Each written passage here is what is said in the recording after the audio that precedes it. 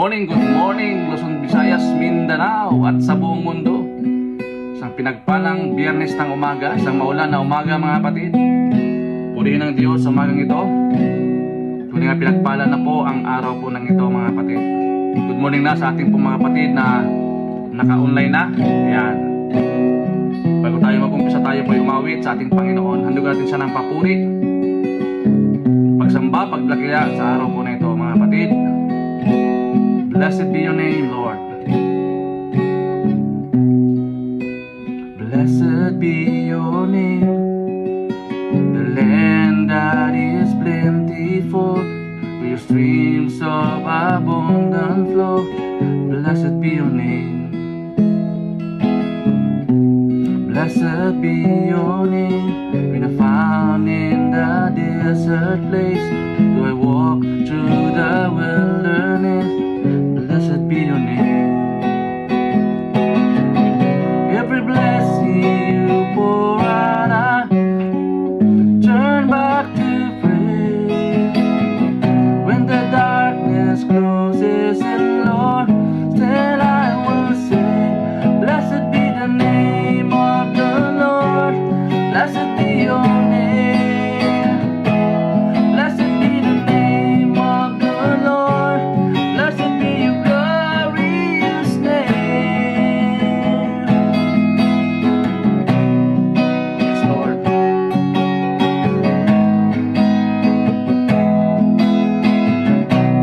Blessed be your name, when the sun's shining down on me, the world's all that it should be. Blessed be your name. Blessed be your name, the road markets offering, the skin in the offering. Blessed be your name. Every blessing you pour out, I turn back to praise. When the darkness closes in, Lord, still I will say, blessed be the name of the Lord. Blessed be your name. Blessed be the name of the Lord. Blessed be your glorious name.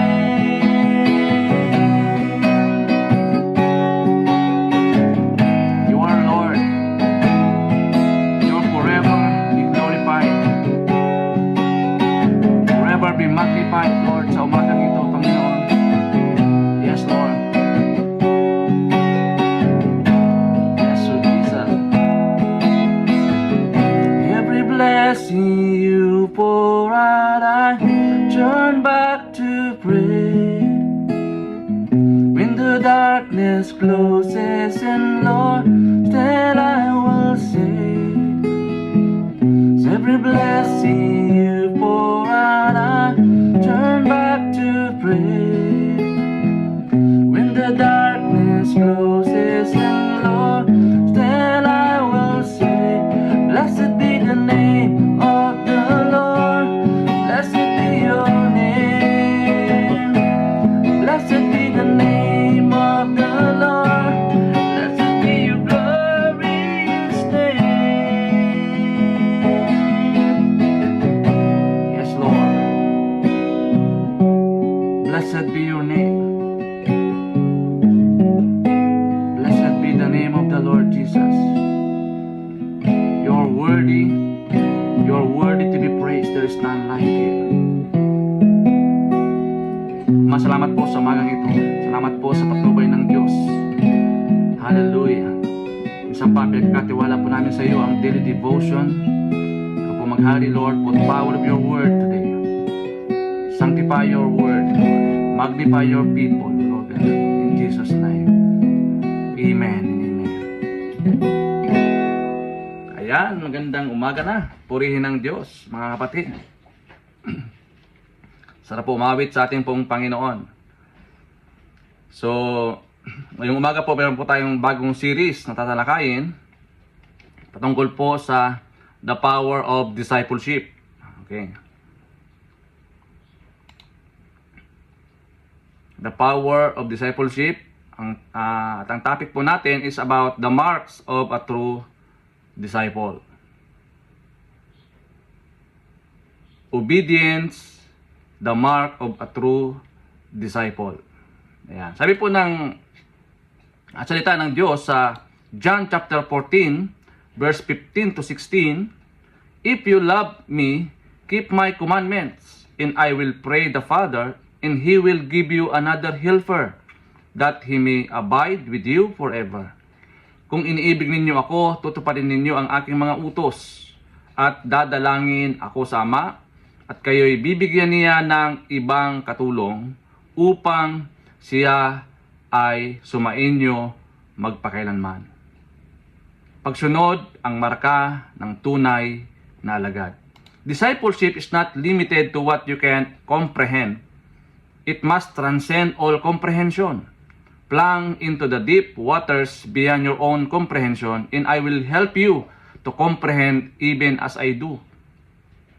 Sabi dito, ang pagiging disipulo ay hindi limitado sa kung ano ang maari mong maunawaan. Ito ay dapat nalampasan ang lahat ng pag-unawa. Lumusong ka sa malalim na tubig, nalampas ay iyong sariling pag-unawa, at tutulungan kitang umunawa gaya ng ginagawa ko. Following Jesus wholeheartedly means dedicating your entire being, heart, mind, soul, and action to Him, living by His teaching, and trusting His plan for your life, even when circumstances are difficult. It involves selfless obedience, consistent love for God and neighbor, and a willingness to surrender your will to His, finding freedom and purpose in His divine guidance. Ang pagsunod ika nga ay kay Jesus ng buong puso ay nangangahulugan ng pag-alay ng iyong buong pagkatao. Iyan po yung mark of a true disciple. Obedience is considered a fundamental mark of a true disciple because it demonstrates genuine love and commitment to Christ, as expressed in John chapter 14 verse 15 sa ating pong text, where Jesus say, "If you love me, you will keep my commandments." This obedience isn't about legalism but a responsive action to grace, reflecting a decision to follow Christ, teaching and submit to His authority even when it requires self-denial and sacrifice. That's a mark of a true disciple. Sabi po ni Billy Graham, "Salvation is free, but discipleship costs everything we have." Diba? Eh, yung ating pong pag-usapan ngayong umaga, obedience, the mark of a true disciples. Gaya po ng ating nabanggit, discipleship is not free of cost. While salvation is a gift, following Jesus requires sacrifice. It means surrendering our pride, our comfort, our worldly pursuit. The cross is not jewelry but a symbol of death to self. Sa 2 Corinthians chapter 5 verse 17. Jesus has called His disciple to put Him above everything, even above family, possession, and personal dreams. Dapat si Lord ang number one. Kaya ang pagiging disipulo ay hindi walang bayad habang ang kaligtasan ay isang regalo. Ang pagsunod kay Jesus ay nangailangan ng sakripisyo. Nangahulugan ito ng pagsuko, ng ating pagmamataas, kaaliwan, at mga makamundong hangarin. Ang cross ay hindi alahas, kundi isang simbolo ng kamatayan sa sarili. Tinawag ni Jesus ang kanyang mga disipulo upang ilagay siya sa taas ng lahat, kahit na higit sa pamilya, sa ari-arian, at sa mga personal na pangailangan. Ito po yung kahalagahan ng pagiging disciples. So ano po yung ating puntos sa umagang ito, mga kapatid? Number 1, love for Jesus is expressed through obedience. Yung pag-ibig kay Kristo ay pinapakita natin, ipinapadama natin yan sa pagsunod.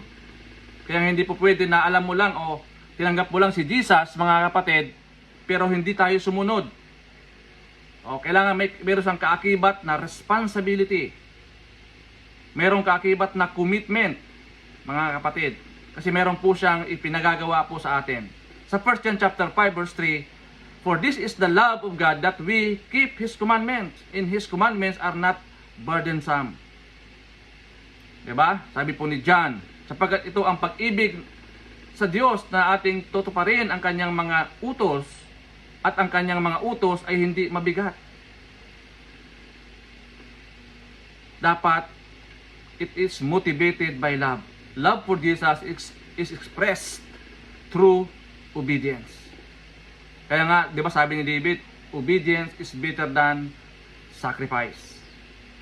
So number 2, discipleship means being doers, not hearers only. Marami po mga Kristiyano na puro theory.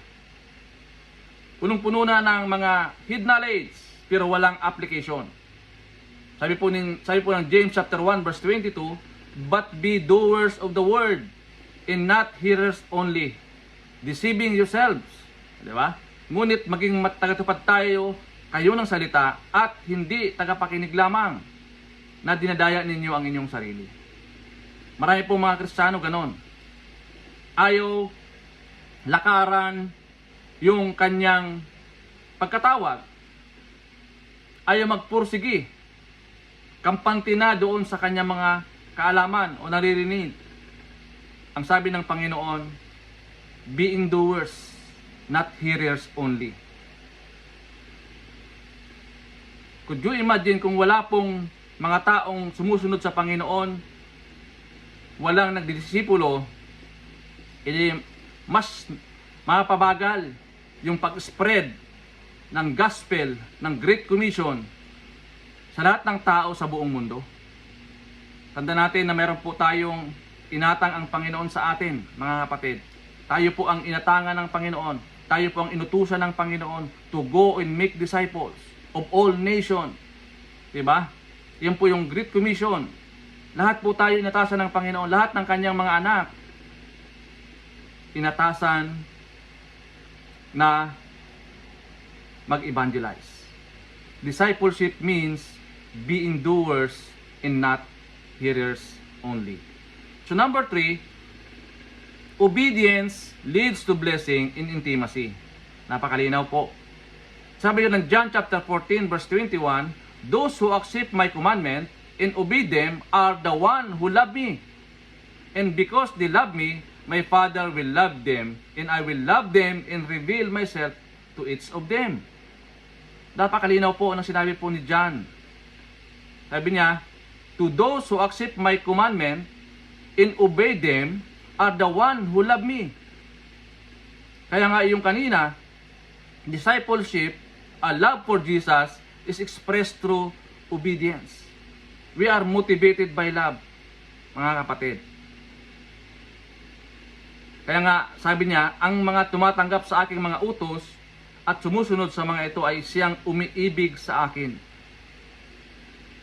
Kitang-kita naman natin yan sa panahon natin ngayon. Dahil marami pong mga taong tumatalikod sa Kanya. Pero makikita mo na yung mga tunay na nagmamahal sa ating Panginoon, sa yung nagpapatuloy, walang hinto sa pagsishare ng gospel sa lahat ng tao sa buong mundo. Sila po yung mga tumanggap. Oo. Sila po yung mga sumunod sa ating pong Panginoon. At sabi naman ng Panginoon, di ba? "At dahil mahal nila ako, mamahalin sila ng aking Ama. At mamahalin ko sila, at ihahayag ko ang aking sarili sa bawat isa sa kanila." Di ba? Ang pagsunod ay humahantong sa pagpapala at pagpapalagayang loob. Obedience leads to blessing and intimacy. Lalo tayo nagkakaroon ng intimacy o pagpapalagayang loob. Kasi lalo mong naunawaan ano ba yung calling mo, ano ba yung direct calling na pinagkaloob sa'yo ng Panginoon. Huwag na tayo magdalawang isip, lalo na kapag pinag-uusapan ang pagsishare ng gospel sa mga tao. Ito dapat yung priority natin. Kaya, di ba sa ating tinalakay, discipleship means being doer, not hearers only. So, paano natin i-apply, mga kapatid, ang lahat ng ito? Number 1, daily surrender to God's will. Sa Luke chapter 22, verse 42. Kailangan isurrender natin ang ating pong sarili sa kalooban ng Diyos. Lord, ikaw na po ang bahala. Ikaw po ang nakakaalam. Ikaw po ang may control. Surrender, mga kapatid, ang ating buhay sa kapangyarihan ng Diyos. And number 2, submission to spiritual authority. Hebrews chapter 13, verse 17. Submission to spiritual authority. Wala po tayong magagawa, mga kapatid, kundi mag-submit doon sa kapangyarihan ng ating pong Panginoon. He is the author and the perfecter of our faith. Kaya yung mandato sa atin, dapat natin gawin. And number 3, serving the others with a willing heart. Matthew 25:40, I tell you the truth, when you did it to the one of the least of these my brothers and sisters, you were doing it to me. Serving others with a willing heart. Diba? Dapat meron tayong willingness to serve others. Hindi lamang inconvenient time, even in inconvenience. Diba? Doon natin may mapakita na tunay tayo nagmamahal sa Panginoon. Kung paano natin itrato, kung paano natin mahalin ang ating kapwa. Malinaw po sinabi po ng Panginoon, yung maliit na bagay na ginawa mo sa iyong kapatid ay para mo na lang ginawa sa akin. Why? Because yung kapatid natin na ito ay nakikita natin, nakakasama natin. Si Jesus hindi natin nakakasama physically, pero yung ginawa mo sa kapatid, sabi ng Panginoon, para mo na rin ginawa yan sa akin. Diba? Kasi minimal lang ang gumagawa nito. Oh. And we are proud, mga kapatid, na tayo po ay ipinapakita natin. Hindi lamang po sa salita, kundi sa gawa, mga kapatid. We are not only hearers, but doers ng kanyang salita. So yun po yung mark of a true disciple. Yung obedience, napaka-importante sa bawat isa sa atin. Oo. Kailangan magawa natin yung ipinagawa natin sa atin ng Panginoon. Lalo na sa pag-abot ng kaluluwa. Many claim to follow Jesus, but true disciples prove their love by obeying His command. Obedience may be difficult, but it shows genuine faith and devotion. A disciple cannot call Jesus Lord and live in disobedience. And our obedience glorify God and allow us to walk in His presence and power. Hindi mo pwedeng i-confess na yung sarili na Jesus, you are Lord, kung hindi mo naman tinutupad, sinusunod yung kanyang kalooban. Useless. Meaningless. Tanda natin, ang pagsunod natin sa Panginoon ay mayroon yung kaakibat na sakripisyo. Hindi naman siya doon nag-promise ng buhay na wala kang pagdadaanan ng mga ups and downs. Ang pagsunod sa Panginoon, may mga sakripisyo yan. Pero maganda rito, mga kapatid, habang tayo lumulusong sa pag-angat o sa pag-arangkada ng Ebanghelyo ng Kaligtasan, naroon si Jesus kasama-kasama natin. Diba? Our obedience glorify God and allow us to walk in His presence in power. Diba? Nagpapakita lamang ito na tunay na pananampalataya natin sa Kanya. Kaya napakahalaga, mga kapatid, yung pagtalima. So as a question to consider, in what areas of my life am I still resisting God's will? Sa anong mga bahagi ng buhay ko, lumalaban pa rin ako sa kalooban ng Diyos? Meron pa ba sa buhay mo na hanggang ngayon, in doubt ka pa rin? Or stagnant ka pa rin? Or ayaw mo magpagamit sa Panginoon? Isipin mo, mga kapatid, yung kabutihan ng Diyos na ipinagkaloob sa iyo at sa akin.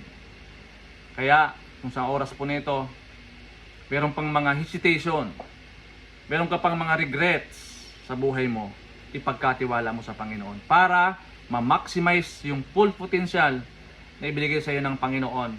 Magamit mo mightily yung talent na pinagkaloob sa iyo ng Panginoon sa iyong buhay, mga kapatid. Hallelujah.